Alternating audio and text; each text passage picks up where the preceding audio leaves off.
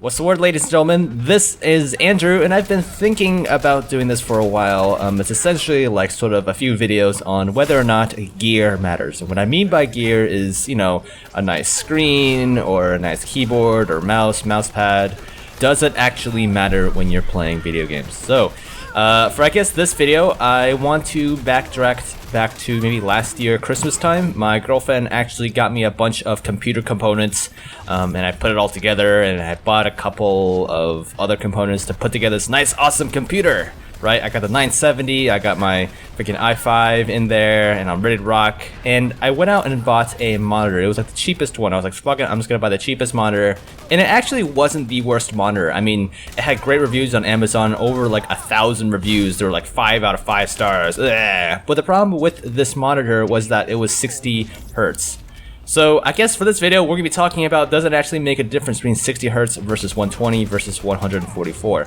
Now, if you guys don't know what I mean by this, is that a 60 hertz monitor can only output 60 frames a second maximum. Anything over that, you'll start to get stuff like screen tearing, where you'll see like for a split second half of an old frame and half of a new frame. It's really wonky and weird.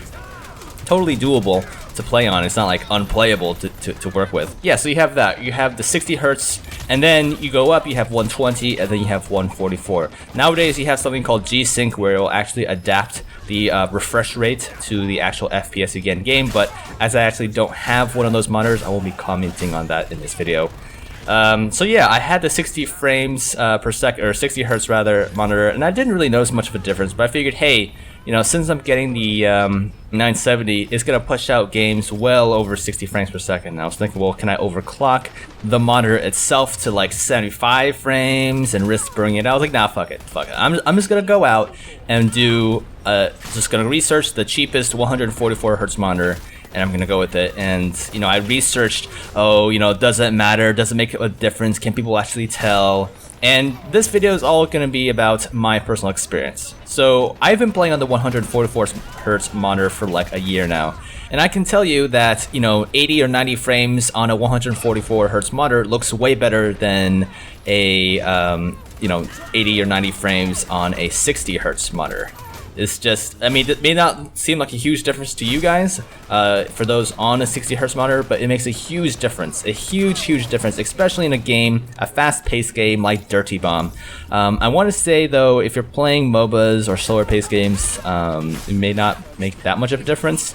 I actually tested it on Dota 2, and I couldn't really tell a difference, but at least for shooters, it's a world of a difference. Even just moving your mouse across the screen, like, it's so smooth. It's kind of ridiculous. It's like silky smooth. Yeah, and I've actually experienced the difference firsthand. Like, when I went to Japan for 2 weeks, I was stuck with using my laptop, which was actually able to push out Dirty Bomb like maybe 70, 80 frames a second. However, it had a 60 hertz monitor, little laptop display, and that like totally screwed me over. Yes, I got used to it after about a week or so.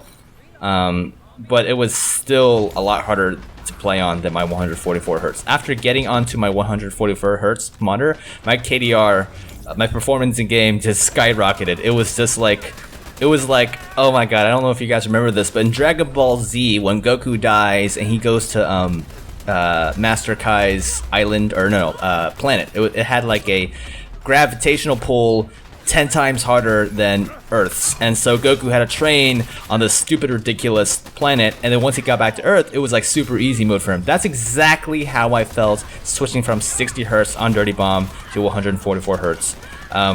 Like night and day difference. Like, it was just super fluid. Now, of course, this all depends on your GPU. Don't go out and buy this monitor if your GPU can't even run Dirty Bomb over 10 frames a second. I kid you not, guys. I was in a game and someone's like, yeah, man, playing this on a Surface Pro, 10 frames a second. I'm like, how do you even play this game? That just seems ridiculous. It's like Dirty Bomb PowerPoint edition. It's not even like, I'm not even like looking down on people like that, but it's just, like, it's impressive. Honestly, it is impressive. If you can play this game at 10 frames a second and do decently well, that's ridiculously impressive. At least in my book, my god, I could never do that. And on the other hand, you know, yes, some people are gonna say, well, I got used to 30 frames, or yes, I got used to 50 frames, or whatever. Yes, you can get used to the frame rates. Like obviously, like your eye, your brain, or whatever will adjust. But I will say though, there's like almost like a skill ceiling where you're kind of like reach a point where your skill like maxes out, so to speak, on a 60 Hz monitor, and where literally buying a higher refresh rate monitor will make you that much better of a player. For me, it was worth it. You know, for me personally, it was worth it. I saw the difference. I could feel the difference. Now, whether or not it makes a difference for you, or if it's worth it for you, I don't want to be the one going out there and making people go broke because, you know, they're spending too much money on a hobby or a pastime. I mean, remember guys, Dirty Bomb is just a game. But I guess to all my enthusiasts out there, whether you're building a computer, oh, and especially if you're building a computer, I mean, these days, computer components, they can run games well over 60 frames per second. I feel like, at least on 1080p. 1080p gaming, you know, a lot of these components these days can run games well over 60 frames per second. So if you're getting a newer GPU or something, I would definitely suggest looking into getting a higher refresh rate monitor.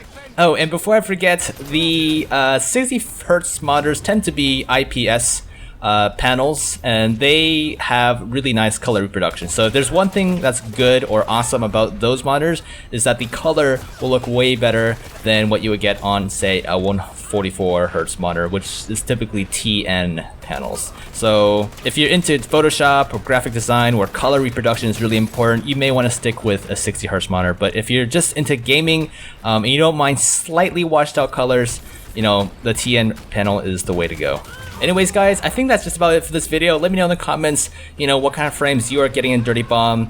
For those people who are making computers or building their own computer, tell us about the parts you're getting, you know, what kind of monitor you're thinking of getting. I mean, you know what I'm gonna say, but, you know, feel free to share away what you guys are rocking with down in the comments below. And yeah, hope you guys enjoyed this video, and until next time, I'll see you around.